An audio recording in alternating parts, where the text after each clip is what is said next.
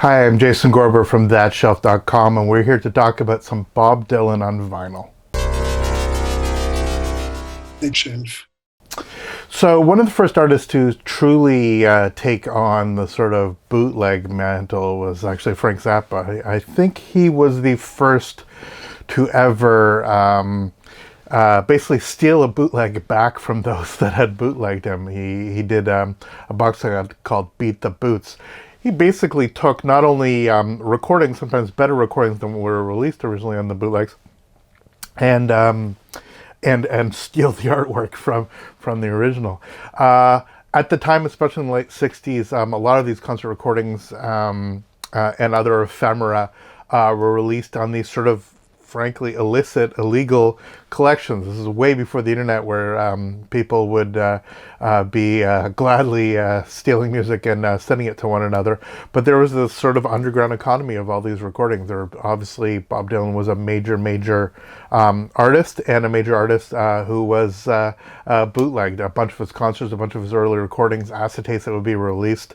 He was definitely one of the biggies. And so when sort of after his Biograph sessions, they came out with sort of an official bootleg list. It was really quite interesting. I'm going to do a whole separate video sort of going through them all. But we're like well over a dozen official releases now, primarily either live recordings or on some of the earlier bootleg sets, but now really coming of massive, essentially different versions and different iterations and different aspects of a period of his career. Some of them are massive, like the 1965-66 set, which is 36 CDs or something ridiculous. And some of them are sort of more straightforward. They take on a specific period, be it his be it the New Morning period, be it the period of him working with a band and all of that stuff. So here we have another set, and as always, they do sort of a digital release and they do a vinyl release. Sometimes the vinyl release is the complete. Sometimes it's just sort of a highlights package that you have to buy the digital version to get them all.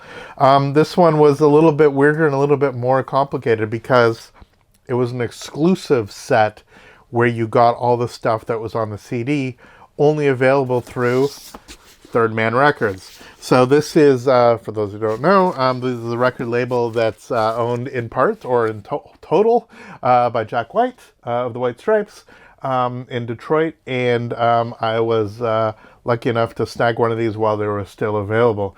Comes in, the normal Third Man happy packaging, came through. It wasn't, it's all expensive. It's all vinyl now, but it wasn't quite as crazy as it could have been. Look, some of the sets are now going, the ones that were only ever released on Classic Records are going for hundreds and hundreds of dollars, and the 65-66 was thousands.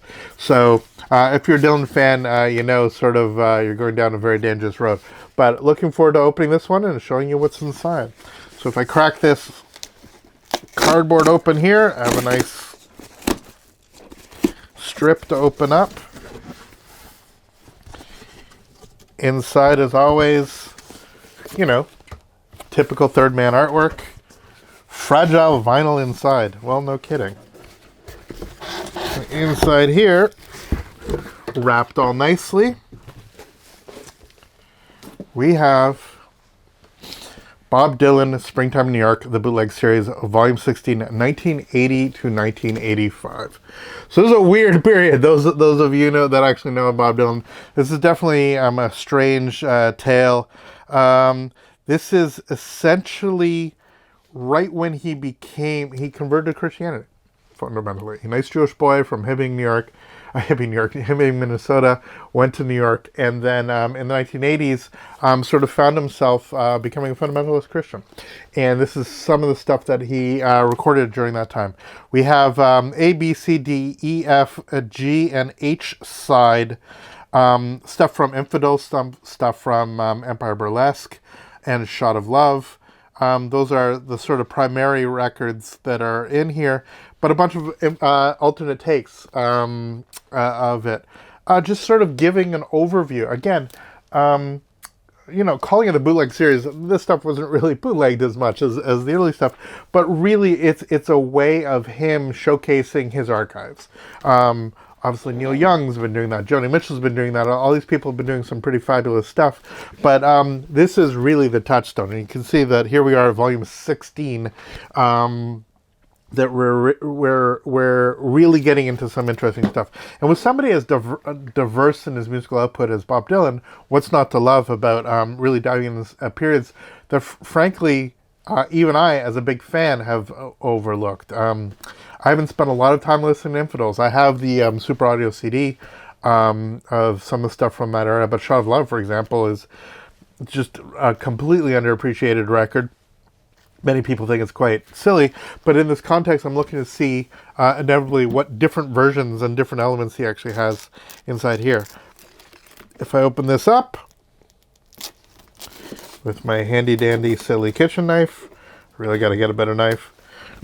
Please leave a comment of what I should buy. You have inside here the records. Super wild designs, really nice. And thank God, I was actually worried that they were going to actually put this in like just plain paper. But what we have here is really nice. Exclusive colored vinyl version. So it's not only exclusive that it's on colored vinyl, it's equally exclusive that it's the 4-disc set, 4-vinyl set, rather than the 2-disc set, which is available at regular retailers. So we have here lots of elements, lots of images, a little bit of Rolling Stone nonsense here. So Senor Tales of Yankee Power, Jesus Met the Woman at the Well. Sounds religious. Mayor of the Wild Moor, A Couple More Years, This Night Won't Last Forever, and Mystery Train, the Shot of Love outtake. I'm excited to hear his version of Mystery Train. We Just Disagree, a rehearsal, Let's Keep It Between Us, Fever, Abraham Martin and John and Angelina. Again, Shot of Love outtakes on this. We'll get a book, which we'll get to in sat. I want to see what other colors we have in here. This is side C and side D. Price of Love, I Wish It Would Rain, Let It Be Me, Don't Ever Take Yourself Away, Cold Cold Heart, great song. Is It Worth It, Borrowed Time, Yes Sir, No Sir, This Was My Love, Don't Fall Apart on Me Tonight, version 2, and Neighborhood Bully. So this one is, what do we want to call this, mauve? So yeah, really nice looking pressing, nice and clean. In decent sleeves. It'll be replaced by MoFi, but thank God it's not just plain paper sleeve. And we will go from here. So that's the disc 2, side C and D.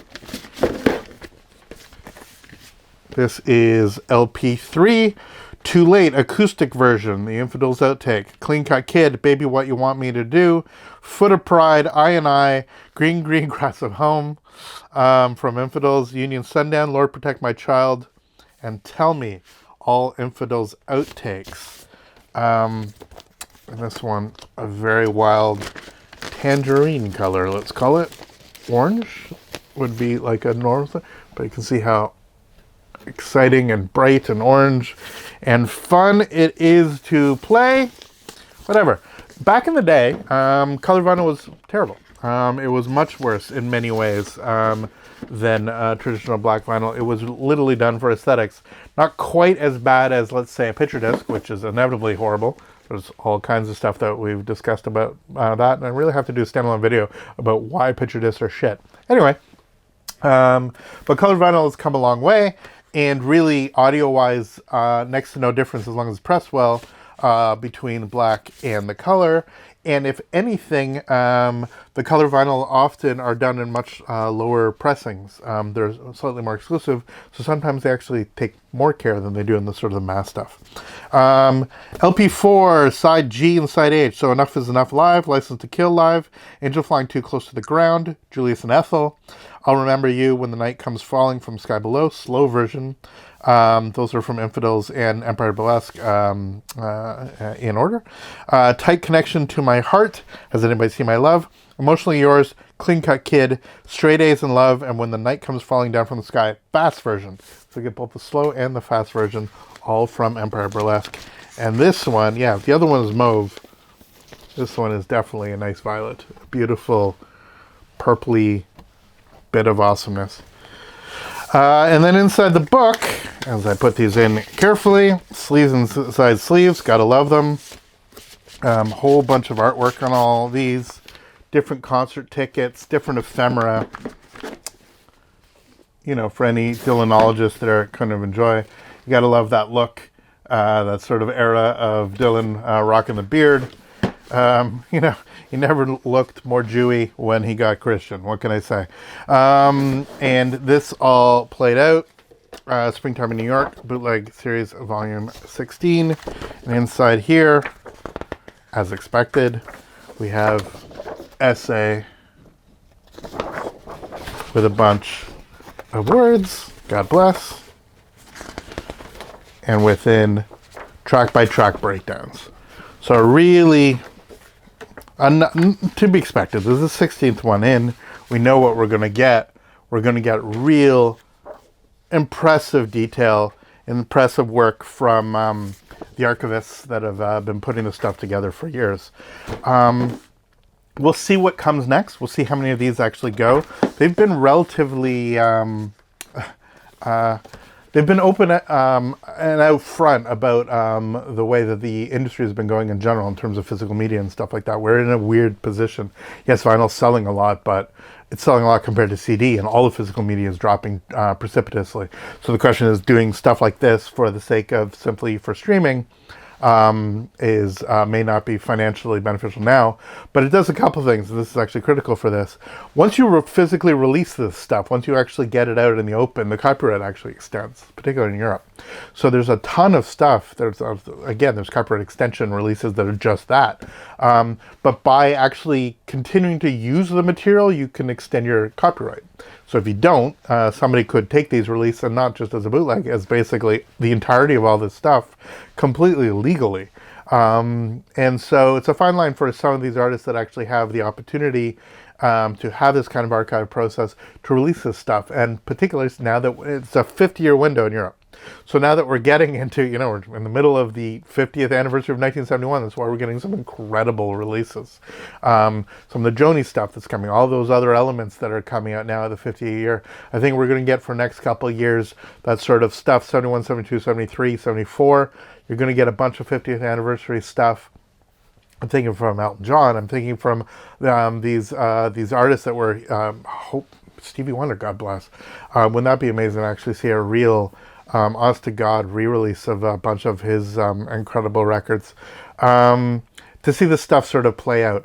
But to the credit, Neil Young did his archives in a pretty phenomenal way, and he continues to release some extraordinary stuff. But just, you know what you're getting in the best sort of way with the Dylan stuff. You're not just getting just this bombardment of stuff where you just got to wade through it. The Grateful Dead, I mean, there's a gazillion releases, and then you're going to get like all the sort of minor sort of dialing in about what to get.